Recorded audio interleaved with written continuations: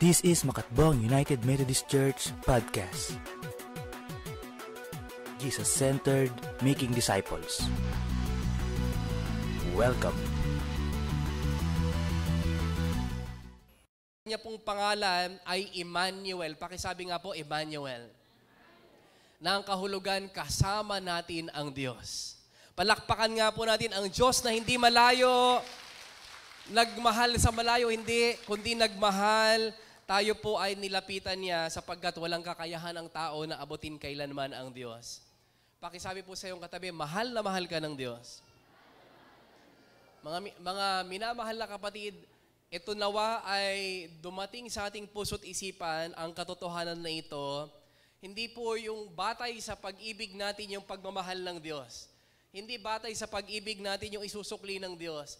Nasusuklian man natin siya o hindi. Nabibigyan man natin siya ng pansin, pagpapahalaga o hindi. Mahal na mahal tayo ng Diyos na ito. Pwede po ba nating lingunin yung ating katabi at sabihin natin minsan pa sa kanyang magandang balita na ito, huwag kang mag-alala. Sabihin natin, huwag kang mag-alala. Mahal na mahal ka niya. Magdiwang po tayo, palakpakan natin ang Panginoon. Amen. Nais ko pong magsimula sa isang kwento. Mayroon pong isang binyagan na nataon na malamig na panahon. Isang pagdiriwang, masayang-masaya yung magulang, masayang-masaya yung pamilya, masayang-masaya yung mga ninong at ninang.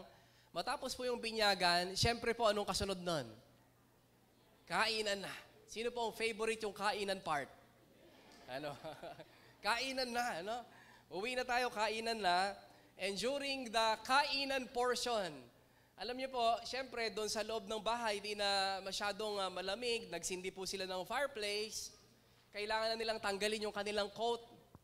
At nung pagkakataon na alisin nila yung coat, syempre po, sampay dito, sampay dyan, kainan na ang saya-saya nila. Ano po, hindi nila namalayan, yung kanilang natakpan ng coat ay yung bininyagan. Umiiyak yung bata.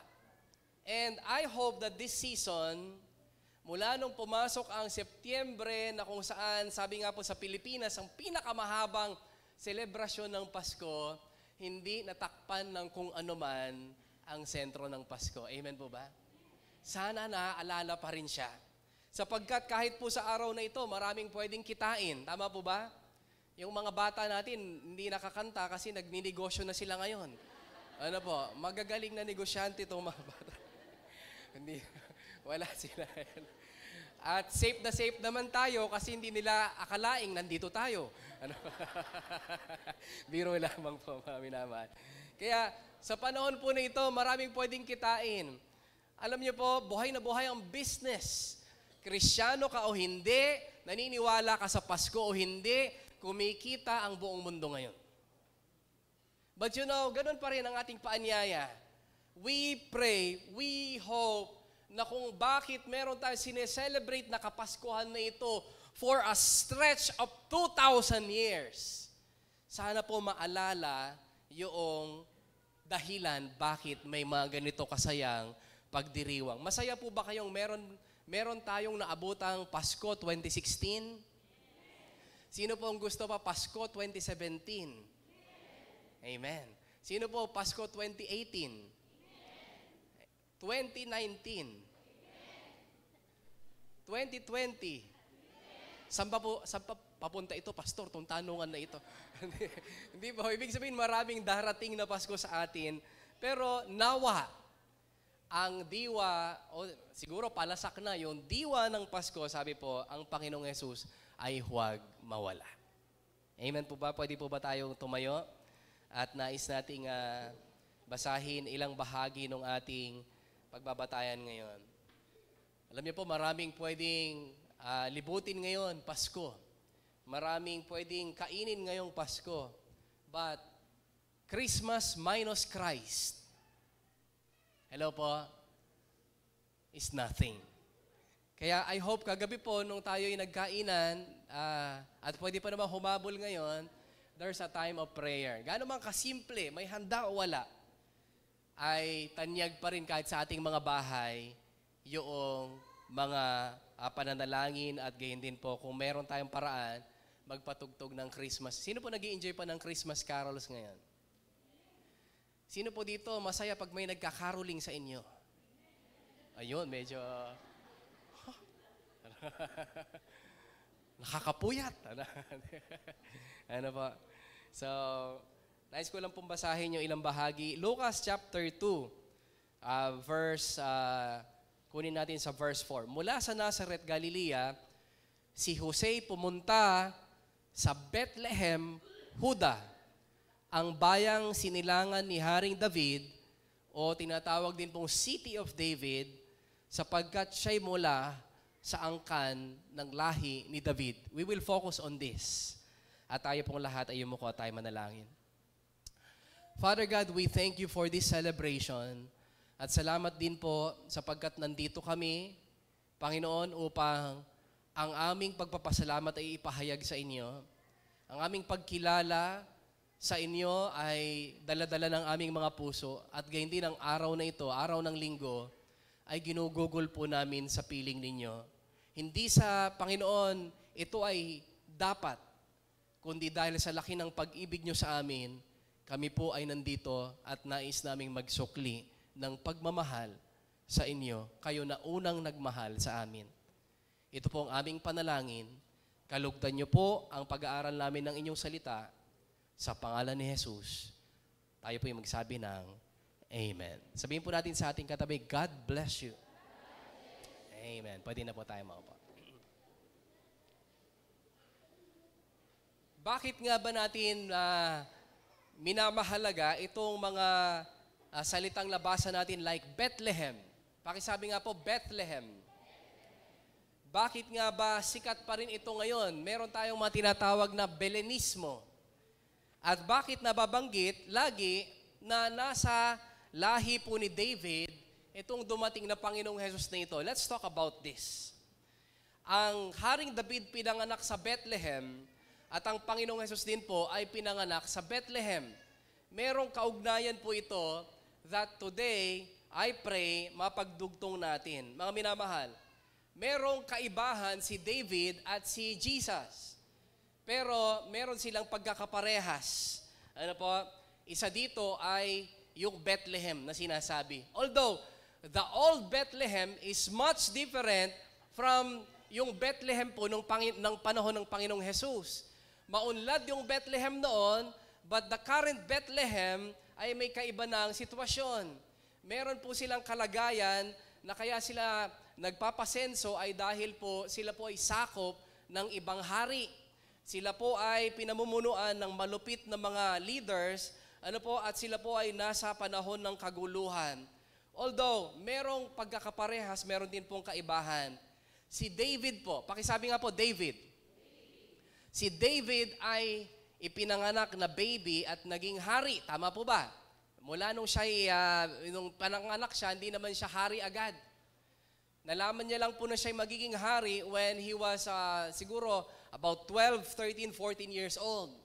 He was born, not a king. Pero ang Panginoong Jesus, He is a king. Do you agree? Ang Panginoong Jesus, hari na ng mga hari, pero ipinanganak bilang baby. Malaki po ang kanilang pagkakaiba.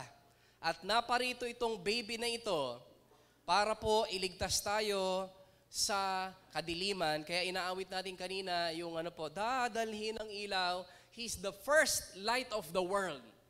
At ang sino mang manampalataya ay magiging ilaw din ng sanglibutan. Well, balikan po natin sa Ruth po. Meron ding isang storya na patungkol sa Bethlehem.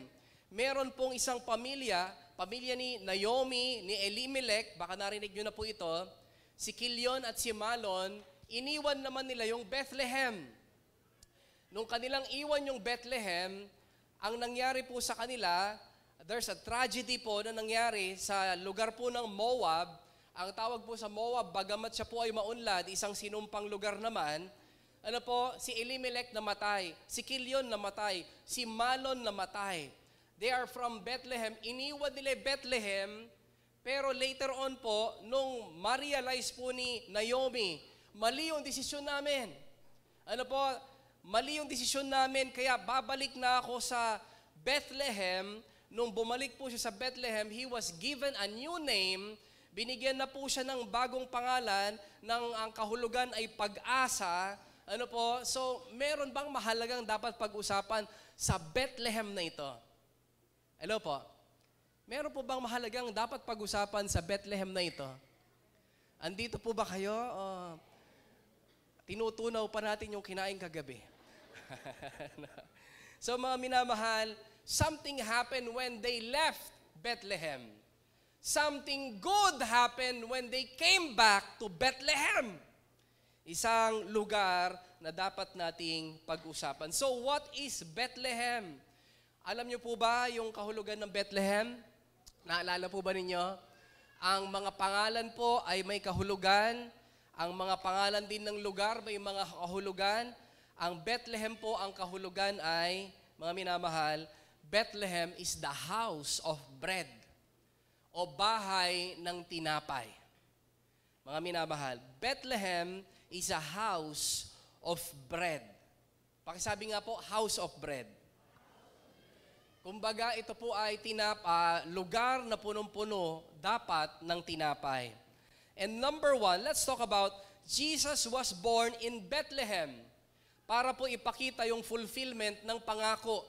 May pangako na dapat tuparin, may pangako para sagipin yung tao, and He was born in Bethlehem for the fulfillment of a promise. Ano ba itong promise na ito?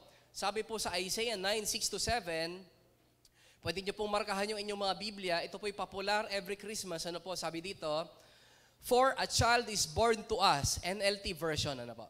A son is given. Kaya pala yung binasa natin sa bagong tipan na kanina, pinagdiinan ng sumulat, lalaki yung pinanganak ni Maria. Pero yung hula, noon pa man, ang sabi po ni Isaiah, 1,000 taong mahigit, ang sabi niya, for a child is born to us, ipapanganak ang isang sanggol na lalaki. Ano po uli kasarian ng sanggol? Lalaki.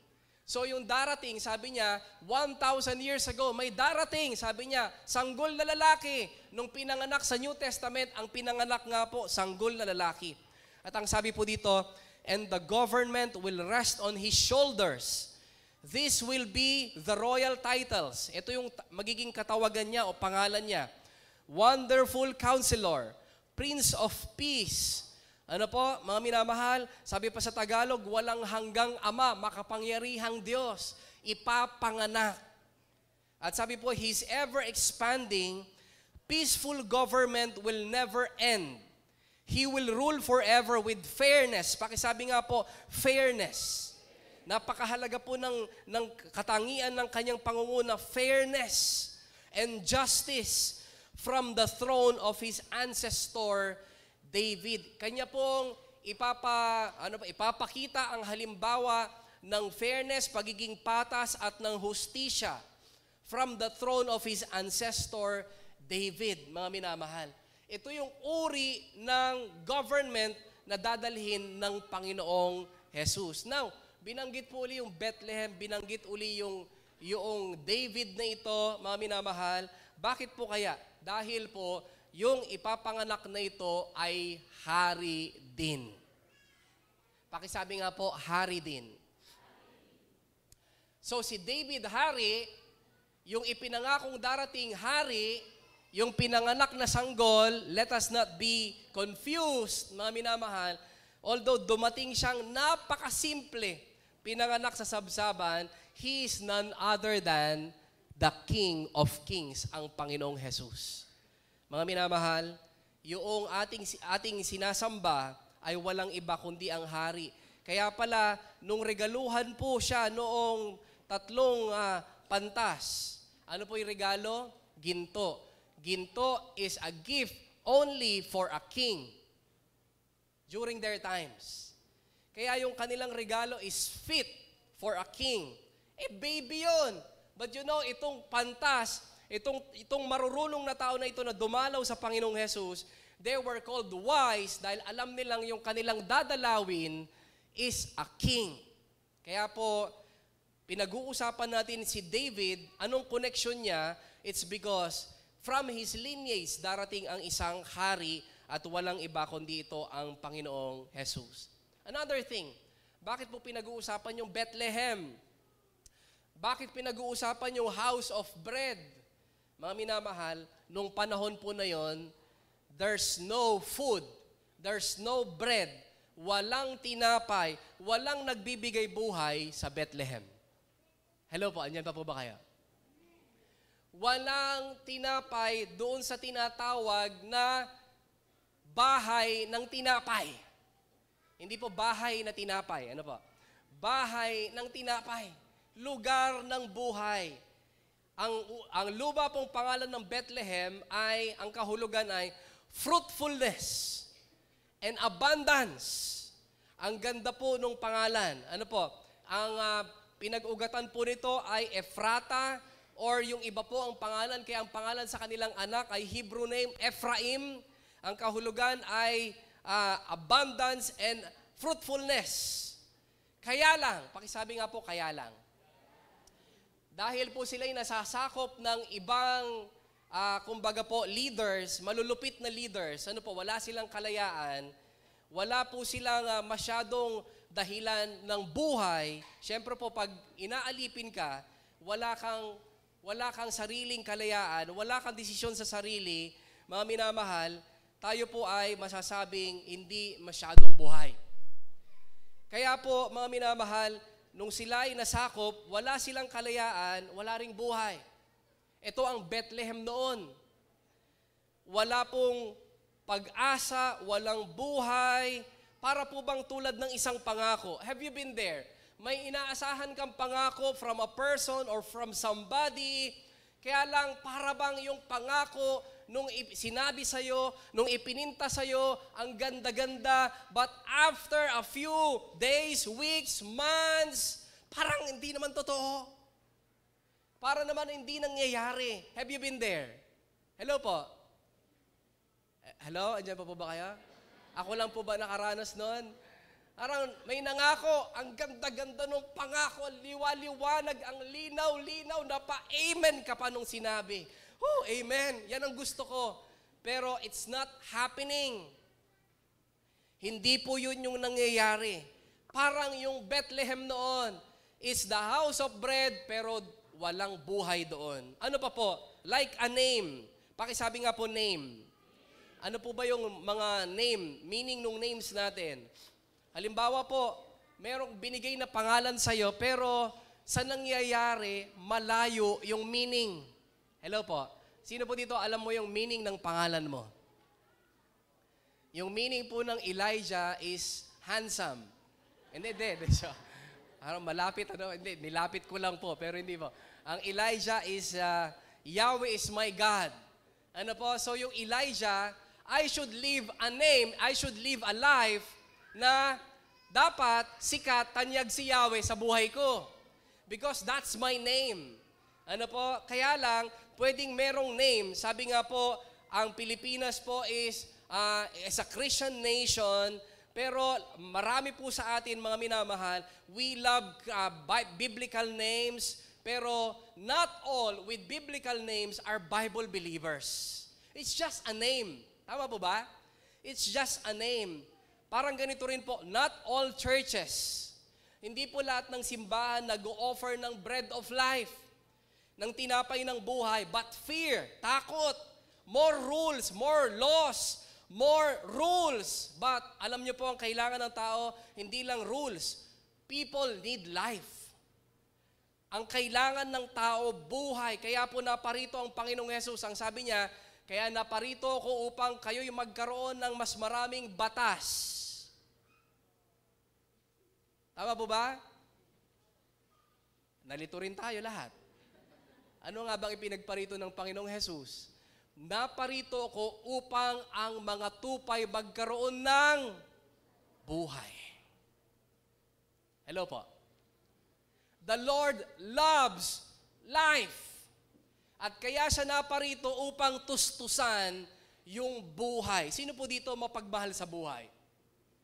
Amen. Sino dito mahal mo yung buhay mo? Oo naman, pastor. Ano po? Mga minamahal, not all churches offer life. Pero mga minamahal, ang Panginoong Jesus, we are supposed to be, yung mga churches, should offer bread, should offer life. Pero mga minamahal, hindi po lahat ng simbahan nag-o-offer ng buhay. But people need the bread. Nakakita na po ba kayo ng bakery na nung lapitan mo, bibili ka na ng tinapay, ay sabi, matagal na po kaming hindi nagbe-bake ng tinapay. Pero nakalagay sa harapan, bakery. Ito po yun, mga minamahal. The old name of Bethlehem, Ephrata, ang ibig sabihin, abundance, fruitfulness, life, pero yung kasalukuyang Bethlehem noon ay wala po nitong buhay, wala ng bread, wala ng righteousness. So spiritually, emotionally, physically, financially, bankrupt. Bethlehem ay walang buhay. Pero mga minamahal, ang magandang balita, Jesus is the bread of life. Palakpakan nga po natin ang Panginoon. Good news po ba ito sa atin? Yes! Dahil maaring ang pinapakita ng Bethlehem na yon noon. Bagamat ngayon po, maunlad na yung Bethlehem. Yung Bethlehem noon, maaring spiritually, physically, mga minamahal, emotionally, bankrupt. Although, there are times pwedeng financially meron. Or, there are times financially bankrupt din. There's no life in Bethlehem. Pwedeng ako, pwedeng ang mga tao sa paligid natin, this is the old picture of Bethlehem, pero ang magandang balita, dumating kung saan kailangan yung bread of life. Sino ba itong bread of life na ito? Mga minamahal, sabi sa John 6:35, pwede niyo pong markahan sa inyong Biblia. Sabi sa Juan 6:35, sinabi ni Jesus, ako ang tinapay ng buhay. Palakpakan nga po natin ang Panginoong Jesus na ito. Dumating siya kung saan walang tinapay at sabi niya, ako ang tinapay ng buhay, ang lumalapit sa akin ay hindi magugutom kailanman at ang sumasampalataya sa akin ay hindi na mauuhaw kailanman. Kaya pala nasasabi natin, with Christ I am complete. Kung si Kristo'y nasa akin, ako'y kompleto, ako'y buhay. Hello po, sino po dito ang nabanggit na yon? Nababanggit natin, nababanggit ni Mamaan, with Christ in me, I have everything. Pwede ba nating sabihin, with Christ in me, I have everything. Ang pinakamagandang bahagi po nito, ang Panginoong Jesus, alam niya kung saan walang buhay. At maari po, nandito tayo ngayon, hindi dahil Pasko lang. At marahil po, nandito tayo ngayon, hindi dahil inaya kasi ako. At marahil, mga minamahal, nandito tayo dahil ang totoo, kailangan nating marinig ito. Pakisabi nga sa iyong katabi, we need Jesus. He came where He is needed. At nung dumating po siya, He came to give life at pinahalagahan niya ang buhay. Alam niyo po, mga minamahal, ang turing po sa buhay nung mga nasasakupan po ng Roma noon, okay, magbuwis kayo. Wala na po kaming pambuwis. O sige, anong alaga mong hayop? Ibigay mo sa amin. Wala na silang pagsuporta sa buhay. Yung kalabaw, baka nila ibibigay na po. Lahat ng kanilang hayop. Wala na po kaming maibigay. Naibuwis na po namin. O may anak ka bang dalaga? Bigay mo sa amin. Hello? Sino dito gusto mo ibigay yung anak mong dalaga bilang buwis? Ano po? May anak ka ba lalaki? Gagawin namin sundalo. Gagawin namin tagagiling ng ano po yung ng harina ng anumang pagkain. Hindi po tagagiling na ano po yung gumigiling, hindi po nanggigiling. Mga minamahal, wala silang dahilan ng kagalakan. But Jesus came para po bigyan ng kabuluhan, bigyan ng value, pahalaga, itong mahihirap na ito, itong mga kinalimutan na ito, itong mga pinagkaitan ng tulong ng hustisya na ito. Jesus came to value life. Pahalagahan ng buhay. Mahalaga po ba yung buhay natin? Mahalaga po ba yung buhay ng iyong katabi? Sino man siya. Tama po ba? Mahalaga ba'y buhay ng iyong kapitbahay? Wala akong pakialam, pastor, sa kapitbahay. Hindi po, mga minamahal. Pinahalagahan lahat ito ng Panginoon. And He came to give what? He came to give abundance and fruitfulness. Gusto niyang magkaroon ng kahulugan, kabuluhan ang buhay. Ito po ang misyon ng Panginoong Hesus. Ba't siya dumating sa Bethlehem na maaring ito rin ang kalagayan ko, kalagayan natin, kalagayan ng pamilya, kalagayan ng bansa. He came to give value for life and He came to give life. Palakpakan nga po natin ang Panginoong Hesus. Are you learning something today? Ito pong kapaskuhan na ito. And number 3, bakit ba natin kailangang alalahanin ang story ng Bethlehem na ito? Every song, maaaring marinig natin, may Bethlehem. Why do we need to remember this story of Bethlehem? Kailangan pa ba? Kailangan pa nga po ba, mga minamahal? Bakit ba natin balikan pa, pag-usapan ito? Yes, it's because this is why we celebrate Christmas, kahit ano pa man pong sabihin ng iba. Jesus came for the bread of life, His abundance that we need. Siya po yung kakomplituhang kailangan natin. He's the life we need. Without Him, we are incomplete. Meron pong hula about 1,500 years ago, sabi po sa Isaiah 27 verse 6, Israel shall blossom and bud and fill the face of the world with fruit.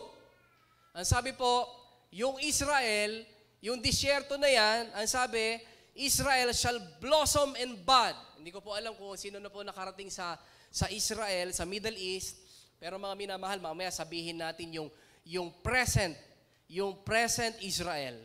Ang sabi rin po sa Ezekiel 34 verse 27, the trees of the field shall yield their fruit, and the earth shall yield her increase. Ang tinutukoy po dito, wala pong iba kundi yung Israel uli na 80% ay disyerto.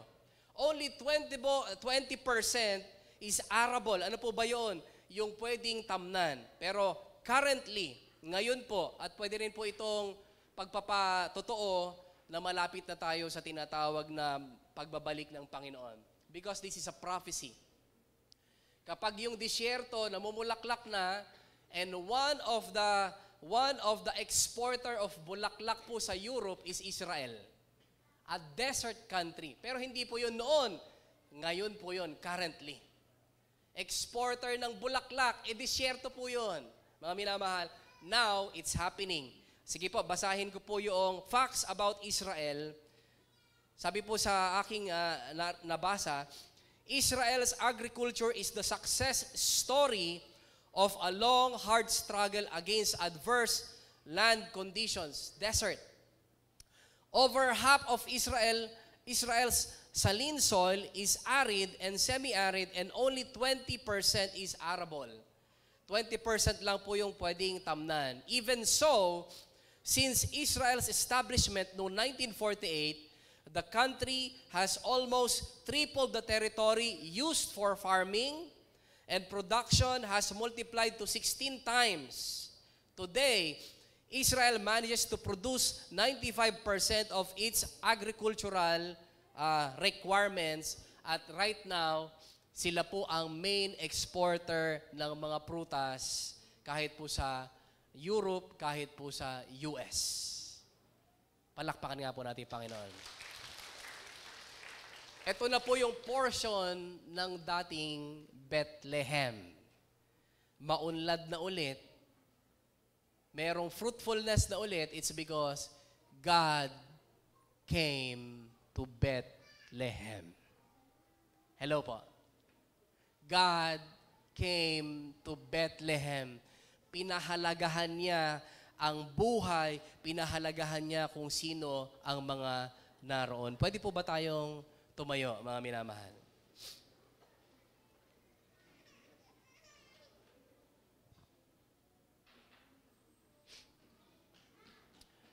Though Christmas will not be complete kung hindi po namatay yung ipinanganak ng Christmas. This is a continuing story. Pero mga minamahal, ito ang ginawa ng dumating ng Christmas. Nagkaroon po ng buhay, nagkaroon ng pagbabago, nagkaroon ng kalayaan, kahit sa puso lang at isipan una, pero ito po yung balita ng Pasko na ito. At sana po, sa Christmas na ito, mga minamahal, yung mga puso natin, hindi na naghahagilap kung ano-ano para magkaroon ng kabuluhan o kahulugan yung ating Pasko. Ay, awam magkastoy me. Ay, wala namang kaming keso de bola. Ano bang itsura ng keso de bola? Wala namang kaming hamon. Hindi ata kami nagpasko. Wala atang spaghetti. O sa mga mas mahihirap na sitwasyon, at damat sakit ko, apay, Pasko akpaya. May sakit naman ako, bakit pa ako magpapasko? O kaya, mga minamahal, sa taong ito, may nawala sa ating pamilya na ang tanong natin marahil, magpapasko pa ba kami? Mga minamahal, kung saan kailangan ng Panginoon, doon siya pumunta.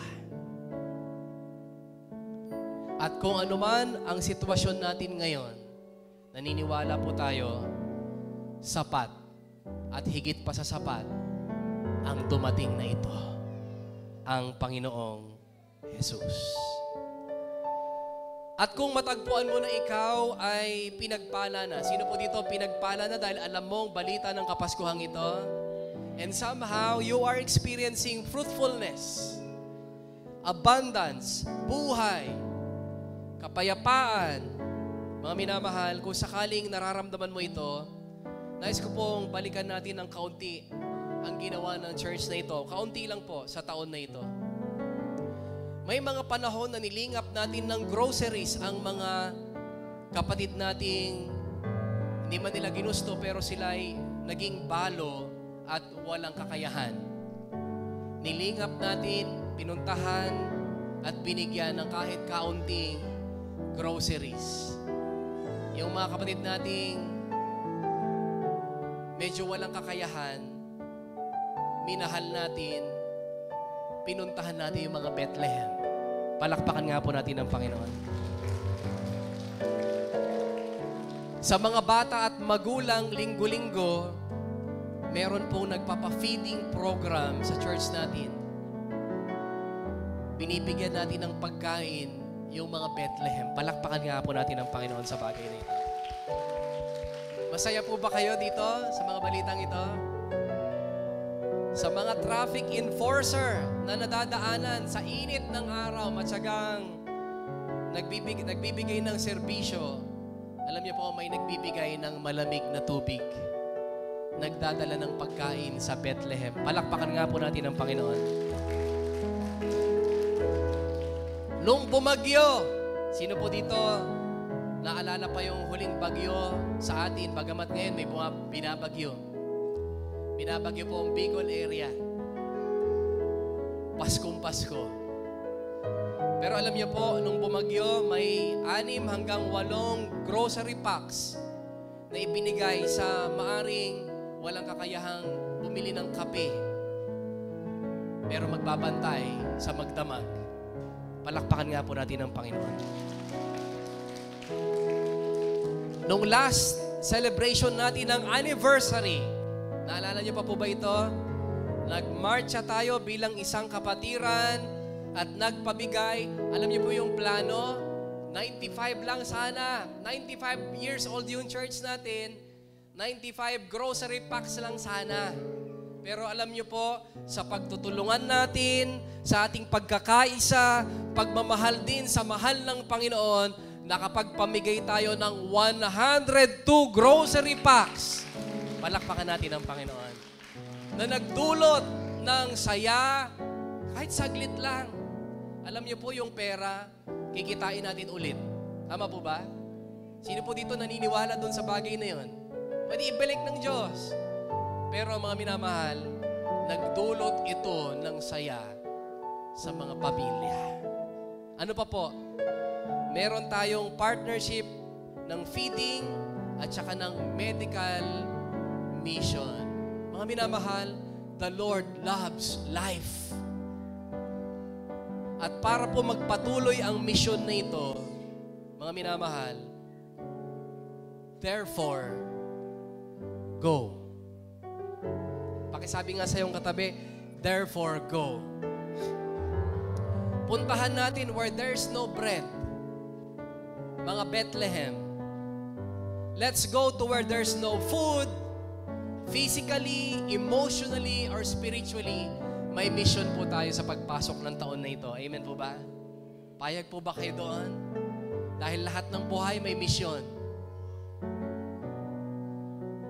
Jesus is the bread from heaven. Kaya mga minamahal, siya rin ang pinakamahalagang mensahe natin sa pagpasok ng Kapaskuhan na ito. And let us be the bread that they need. Let's bow our head and let us pray. Panginoon, salamat po sapagkat Ikaw ang tinapay ng buhay. Hindi niyo ipinagkait yung inyong sarili para sa amin. Sa aming mga nauuhaw, sa aming mga mahihirap, sa aming mga hindi alam paano magpapatuloy ang buhay, sa amin na maaring nanghihina, sa amin na maaring walang pumapansin, sa amin na maaring pinagkaitan ng atensyon, sa amin na maaring itinuturing na batik ng lipunan, sa amin na hindi tinuturing na maganda, sa amin na itinuturing na hindi mahalaga. Salamat po, pinahalagahan nyo kami. Salamat po, ang bawat Bethlehem ng aming tahanan, ng aming puso, sa inyo po ay mahalaga. Thank you for the bread of life. At tinatanggap din namin ang buhay sa aming kalusugan, sa aming kabuhayan, sa direksyon ng aming buhay, ng aming pamilya, sa aming mga pangarap, sa aming mga relasyon. Tinatanggap po namin ang tinapay ng buhay sa pangalan ni Jesus. Amen at amen. Palakpakan po natin.